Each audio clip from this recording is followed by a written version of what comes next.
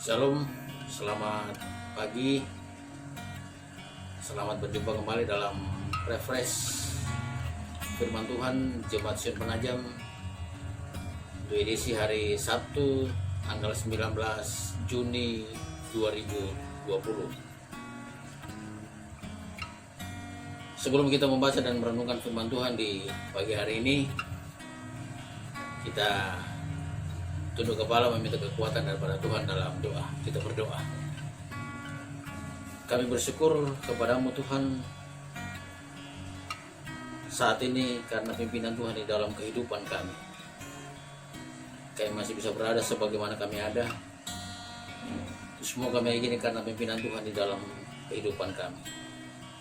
Bapa dalam surga, terima kasih atas segala anugerah-Mu. Lalu pada kesempatan ini Tuhan, layakkan kami untuk dapat mendengarkan berita firman-Mu yang akan disampaikan bagi kami. Kuduskan kami Tuhan agar supaya kami boleh layak menerima pemberitaan firman.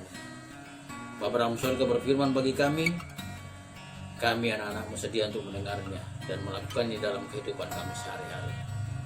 Di dalam nama Tuhan Yesus Kristus kami berdoa dan mengucap syukur kepada-Mu.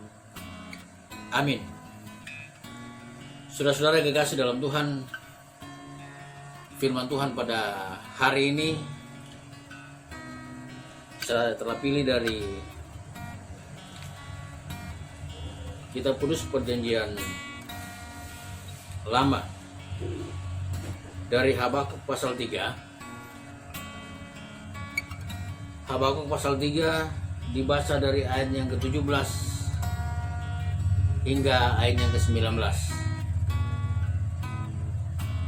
Sekalipun pohon ara tidak berbunga, pohon anggur tidak berbuah, hasil pohon zaitun mengecewakan. Sekalipun ladang-ladang tidak menghasilkan bahan makanan, kambing domba terhalau dari kurungan, dan tidak ada lembu sapi dalam kandang.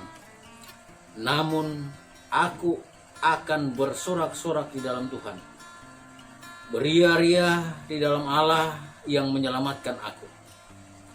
Allah Tuhanku itu kekuatanku. Ia membuat kakiku seperti kaki rusa. Ia membiarkan aku berjejak di bukit-bukitku. Saudara-saudara yang kekasih dalam Tuhan,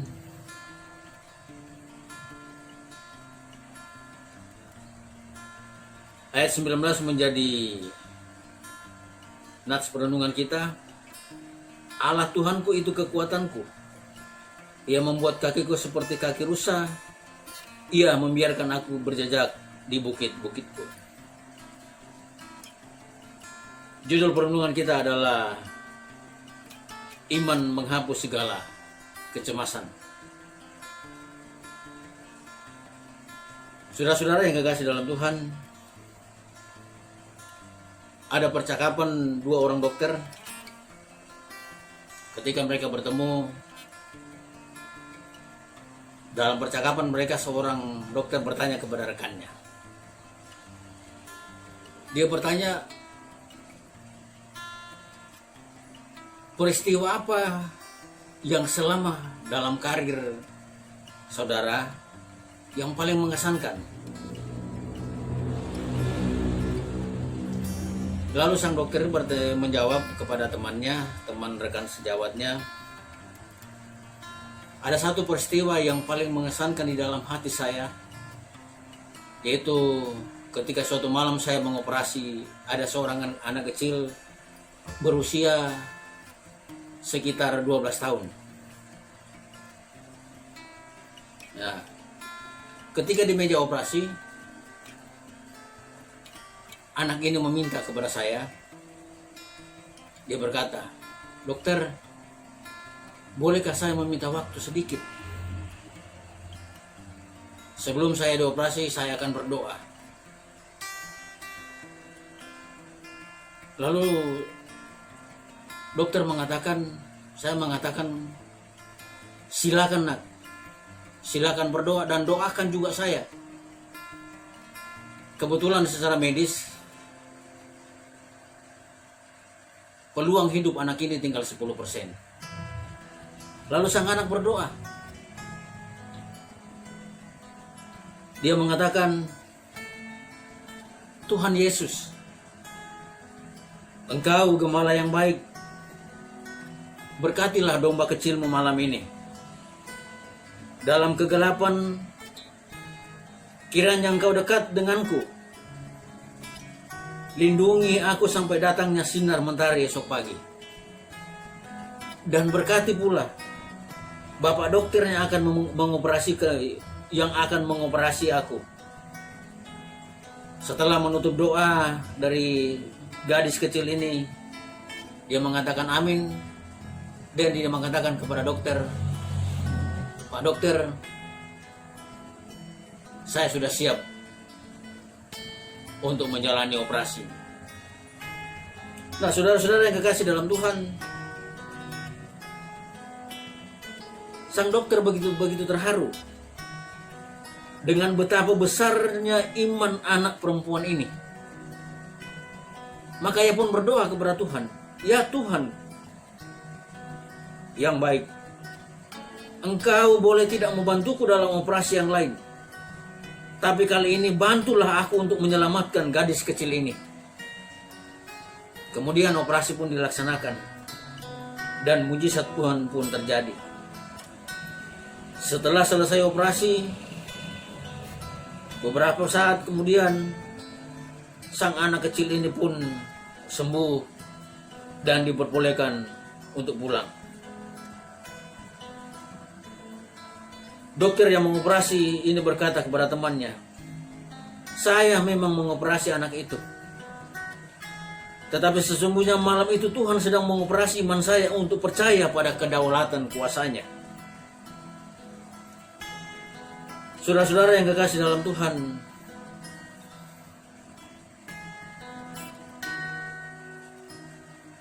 keyakinan yang teguh juga tampak dalam pujian Nabi Habakuk, yaitu dalam pembacaan kita ayat 17 sampai dengan ayat 19. Ayat 17 dan ayat 19.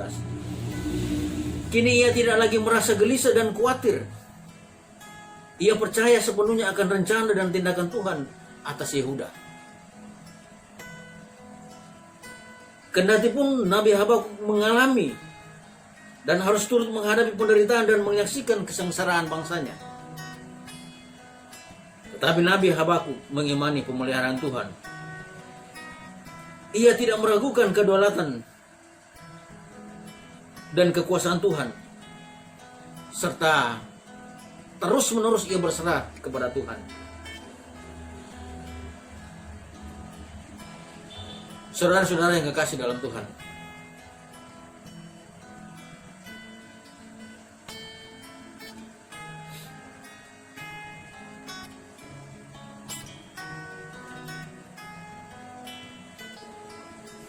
iman memang sangat dibutuhkan dalam menghadapi pergumulan yang Tuhan izinkan bagi kita untuk kita hadapi.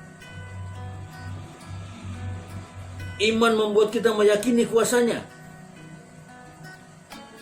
serta berharap akan segala pertolongan Tuhan di dalam kehidupan kita.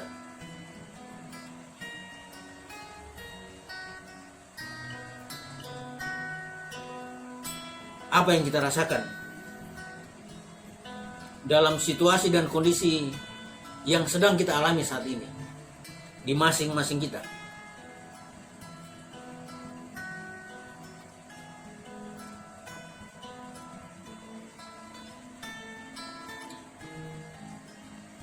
Sudah tentu kita bersyukur atas segala pemeliharaan Tuhan di dalam kehidupan kita sebagai orang yang percaya. Lalu pertanyaannya, dalam situasi yang sulit ini, apakah kita juga harus terus bersyukur dan terus percaya kepada Tuhan? Itu pertanyaan bagi kita. Ada orang ketika menghadapi situasi yang ada sekarang ini merasa putus asa, bahwa di manakah Tuhan? Bertanya, di manakah Tuhan? Lalu ada pertanyaan lain, apakah Tuhan tidak sayang lagi kepada kita, tidak memperhatikan lagi kita, tidak memelihara lagi kehidupan kita? Saudara-saudara yang kekasih dalam Tuhan, di setiap permasalahan, di setiap himpitan hidup yang kita alami, terlebih dalam kondisi saat ini, di mana wabah COVID-19 masih terus mewabah dan membuat kita merasa terhimpit, kita harus meyakini bahwa ada rencana Tuhan di balik tekanan dan himpitan hidup yang kita alami. Seperti Nabi Habakuk yang tidak lagi merasa gelisah ketika ada himpitan hidup yang dialami oleh bangsa Yehuda. Dia tidak merasa gelisah. Akan tapi dia terus percaya kepada Tuhan. Demikian juga dengan kita. Tetap beriman teguh kepada Tuhan, tidak gelisah, tidak ragu, dan terus percaya kepada kedaulatan Tuhan, serta berserah penuh kepada Tuhan. Yakin dan percaya, ketika kita beriman teguh kepada Tuhan, Tuhan Yesus akan memampukan kita menjalani kehidupan ini dengan tidak ada lagi kecemasan di dalam diri kita, tidak ada lagi keraguan, bahkan ketakutan. Bapak Ibu saudara-saudara yang kekasih dalam Tuhan, marilah dengan keyakinan yang penuh kepada Tuhan, mari bersama kita menjalani kehidupan di era new normal ini dengan terus mematuhi himbauan pemerintah. Selalu pakai masker, rajin cuci tangan, keluar rumah bila keperluan mendadak, menjauhi kerumunan, menjaga jarak, dan lain sebagainya, sebagai himbauan dan aturan yang ditetapkan oleh pemerintah untuk menyambut era new normal ini. Tuhan Yesus memampukan kita, dan Tuhan Yesus memberkati kita sekalian. Amin firman Tuhan. Kita tunduk kepala, kita berdoa pada Tuhan.